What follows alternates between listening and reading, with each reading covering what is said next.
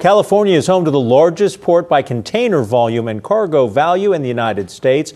But with ongoing global events, the Port of Los Angeles continues to get hit.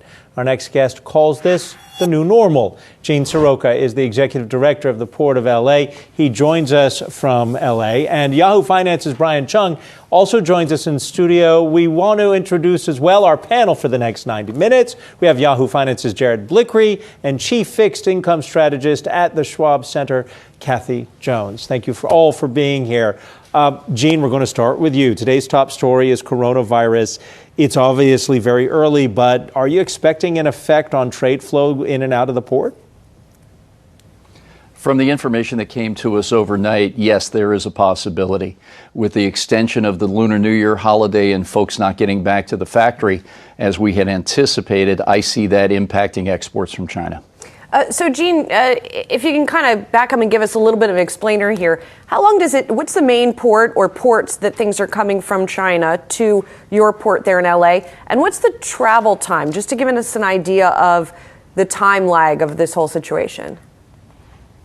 Largest port by volume is Shanghai. Transit time of the fastest services is about 10 days from there to Los Angeles, with an average time of about 12 to 14 days. Hey, Gene, Brian Cheung here. Good to see you again. So obviously the U.S.-China trade war is still something that's in view as we continue to hear a little bit of chatter about what the next steps might be on phase two. We've seen that there's been an impact on the Port of Los Angeles. Could you first of all describe what that impact has been? And secondly, what are your anticipations for any sort of phase two down the line? Since the trade war started, Brian, almost 20 months ago, we've seen an increase in imports, a decline in exports, and a widened trade gap. Imports mostly have been choppy around the milestones that have been set for tariff increases and those retaliatory tariffs. And unfortunately, we have now suffered through 14 consecutive months of export declines at the Port of Los Angeles. Now, I'm just wondering in terms of the aggregate, right? Year over year, you've seen the differences between 2018 and 2019. What has been the aggregate impact on a lot of the companies and the suppliers and importers that you work with in the Los Angeles region? What do they want to see from the administration in terms of resolving what is continually, the tariffs that actually weren't removed by phase one, that continual, tariffs on the $250 billion of goods that are still in place? Several questions there, Brian. Number one, businesses simply want certainty. And if this is the new normal, let's set the ground rules so businesses can implement their strategies and tactical approaches to renewing their supply chains. The aggregate impact to us was about a 1.5% decline in volume year over year with respect to 2019 calendar year and 2018.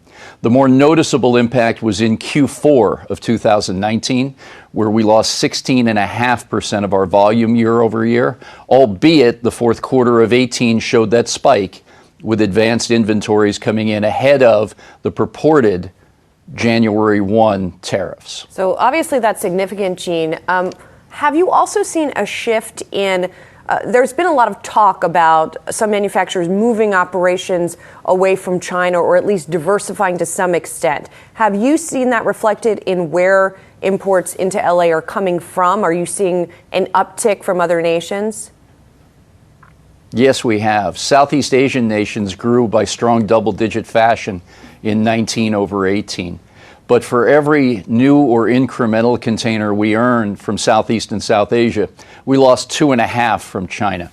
So that balance of effect in the shift is one piece as companies of import on the United States side seek new merchandise as well as sourcing locations. But also as cargo moves further south, it has the propensity to go westbound or move through the Suez Canal via the east coast of the United States, which creates yet another impact of how we best match equipment, whether it be vessel or container, for the purpose of round-trip economics. Displacing cargo by moving exports over one coast and imports over another coast will cause disruption in our industry. Gene, you just mentioned that stability is what everyone is looking for. We just had on the president and CEO of the American Apparel and Footwear Association saying nobody expects anything to really happen this year in the trade war. Tariffs are still in place.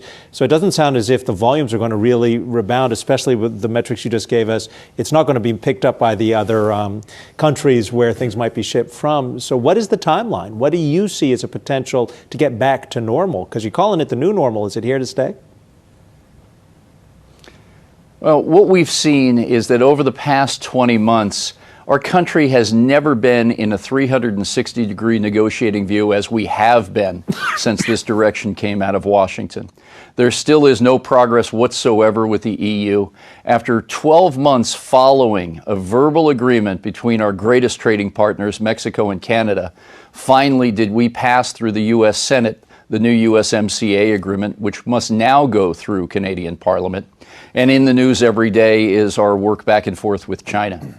Unfortunately, the Phase 1 trade deal, albeit encouraging, doesn't show us a lot just yet. There are very ambitious goals on the export side, which need to be addressed through infrastructure improvements here in the United States, in addition to finding ways to have that reciprocal or round-trip trade that is so necessary for the service providers in the Trans-Pacific Theater to make this work properly.